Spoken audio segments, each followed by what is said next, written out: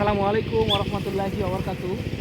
সুপ্রিয় দর্শক, এই মুহূর্তে দূরে ও কাছে দেশ ও প্রবাসে যেখান থেকে আমাদের এই ভিডিওটি দেখছেন সকলকে নূর আলম কৃষি চ্যানেলের পক্ষ থেকে আন্তরিক প্রীতি এবং শুভেচ্ছা জানাচ্ছি। দর্শক, যে ঘাসটি আমার কাছে দেখছেন এটি মূলত দেখেন ইন্দোনেশিয়ান স্মার্ট মিডিয়ার হাইব্রিড গাছ। দর্শক, এই গাছটি আপনার যেমন জমিতে ফলন হয়, এটির প্রোটিনও কিন্তু প্রচুর পরিমাণে প্রোটিন।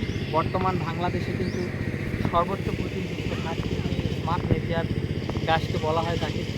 দর্শক, আপনি যে কোনো গাছই চাষ করতে পারেন। আমরা আপনাকে বলি না যে শুধু আপনি স্মার্ট নেপিয়ার গাছ চাষ করেন। দর্শক, আপনি ম্যাক্সিমাম 3 থেকে 4 জাতের গাছ লাগাবেন। দেখা গেছে আপনি স্মার্ট নেপিয়ারটা লাগাতে পারেন, জারা লাগাতে পারেন, এলিফ্যান্ট হাইব্রিড লাগাতে পারেন বা গুয়াতিমালা লাগাতে পারেন।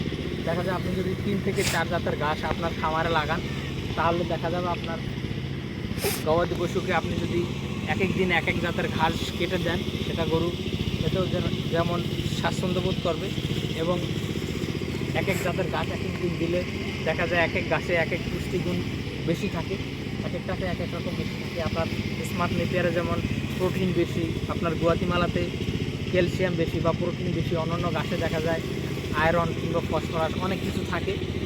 মানুষের খাদ্য যেরকম থাকে, গাছেও কিন্তু গরুর খাদ্য সেরকম থাকে। সেক্ষেত্রে অবশ্যই আপনারা 3 থেকে 4 জাতের গাছ লাগাবেন। তো দর্শক, আপনারা যে কোনো গাছের কাটিংয়ের জন্য আপনারা আমাদের স্ক্রিনে দেওয়া নম্বরে যোগাযোগ করলে আমরা আপনাদের হাতে বর্তমানে আমাদের কাছে সব জাতের গাছের কাটিং রয়েছে, যে কোনো গাছের কাটিং আপনাদের কাছে পৌঁছে দিতে পারবো। তো দর্শক, আজকে এখানে শেষ করছি। সকলকে অসংখ্য ধন্যবাদ।